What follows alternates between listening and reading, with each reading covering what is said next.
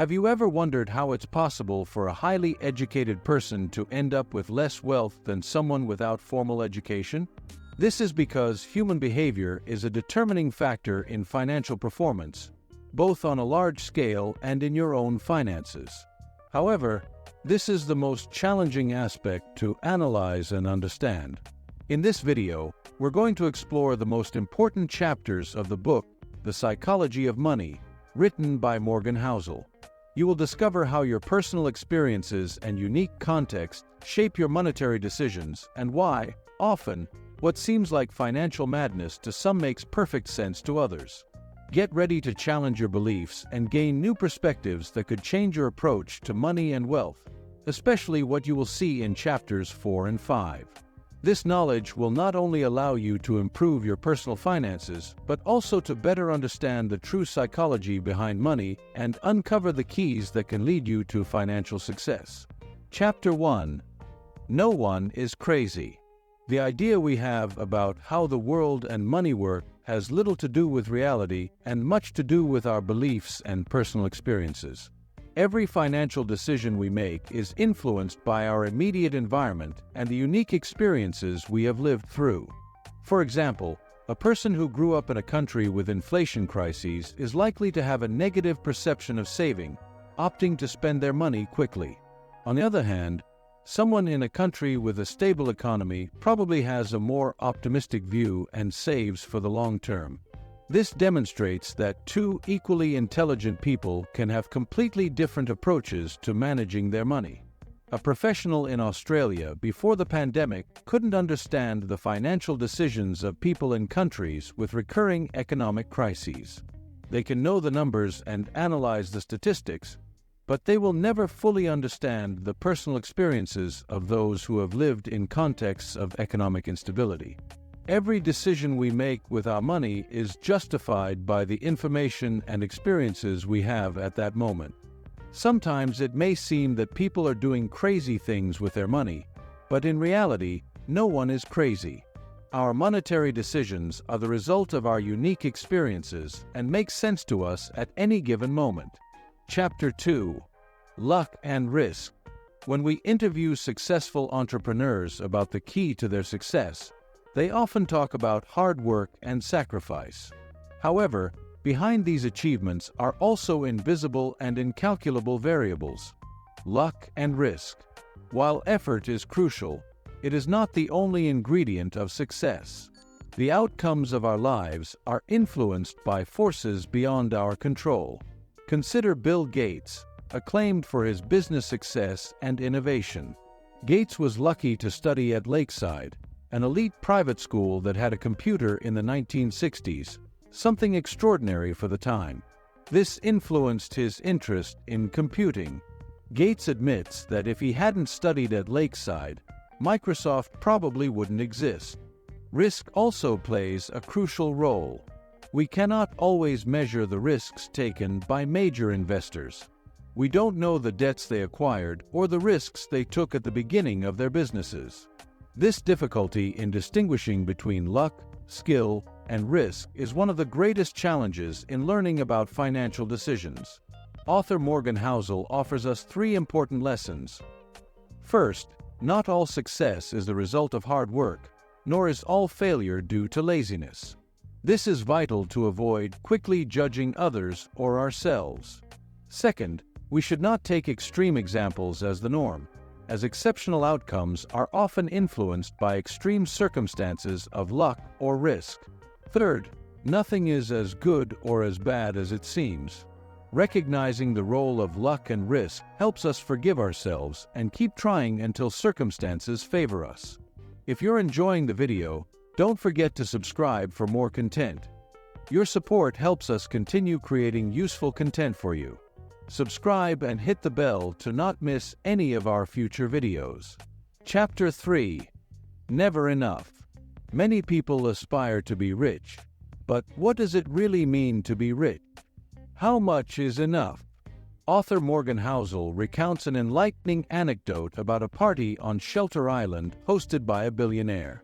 At the party, Kurt Vonnegut tells Joseph Heller that the host makes more money in a day than Heller made from his famous novel.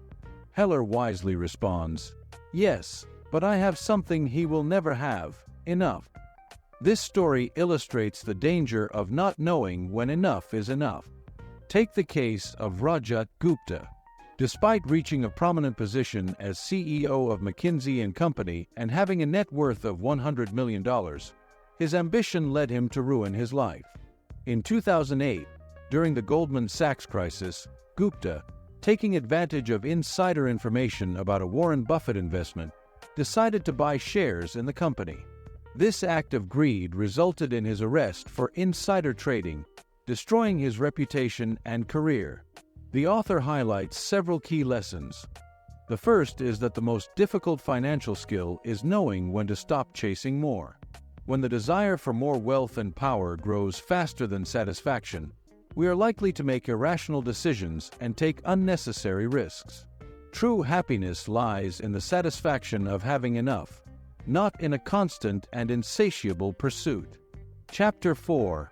Confusing compounding. In the world of investments, compounding is one of the most powerful forces but is often misunderstood.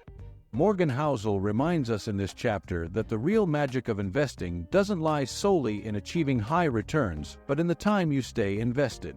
To illustrate this point, Housel mentions Warren Buffett, whose current fortune exceeds $86 billion. However, more than 90% of his wealth was accumulated after the age of 50. Buffett hasn't just been a good investor, he has been consistent since he was young. This consistency over the years has allowed his investments to compound, creating an astonishing multiplier effect. The key lesson here is that a good investment isn't necessarily about finding the highest possible returns, which are often unique and unrepeatable successes. Instead, a good investment involves achieving solid and consistent returns over time. Compounding requires patience and discipline. As Charlie Munger, Buffett's partner, says, the first rule of compounding is never to interrupt it unnecessarily. However, most people confuse compounding with the pursuit of quick gains. The pressure for immediate results can lead to impulsive decisions that interrupt the compounding process. Every time you withdraw money from your investments to pursue a new opportunity, you reset the compounding clock. The key is to maintain a long-term strategy and allow time to do its work. Chapter 5. Getting Rich versus Staying Rich. One of the most important and least understood concepts in the world of finance is the difference between getting rich and staying rich.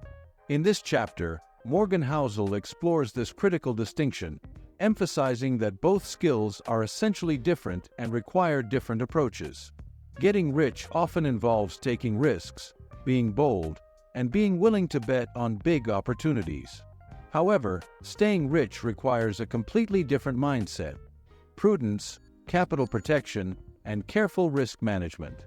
Getting rich is generally the result of a combination of good decisions, a dose of luck, and sometimes being in the right place at the right time. Making bold decisions and taking calculated risks can lead to great rewards.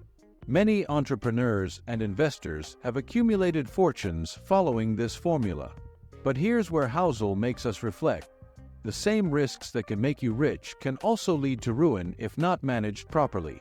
Staying rich, on the other hand, is a defensive game. It requires being aware of risks and taking steps to protect what has already been gained. History is full of examples of people who made great fortunes only to lose them due to bad decisions, excessive confidence, or lack of foresight. It's easy to fall victim to the wealth effect, where past success breeds overconfidence that can lead to reckless decisions. Now, I want to hear from you. What is the limiting belief about money that has been the hardest for you to overcome? Share your experience in the comments, as your story could inspire others to break those invisible chains and start their journey to prosperity. Conclusion and final reflection. In summary, The Psychology of Money offers us a comprehensive view of how our minds and emotions influence our financial decisions. By applying these learnings, we can develop a healthier and more effective relationship with money, allowing us not only to achieve wealth but also to maintain and fully enjoy it. Continuous reflection and learning about our own financial psychology and behaviors are the pillars of a prosperous and satisfying life. If this video has been useful to you and has given you a new perspective on your path to financial prosperity, don't forget to like it. Subscribe to the channel and activate the bell to not miss any of my upcoming content. Additionally, if you want to keep learning and advance even further, I invite you to watch the next video where I delve into 8 profitable business ideas that never fail. Thank you very much for staying with me until the end, and see you in the next video.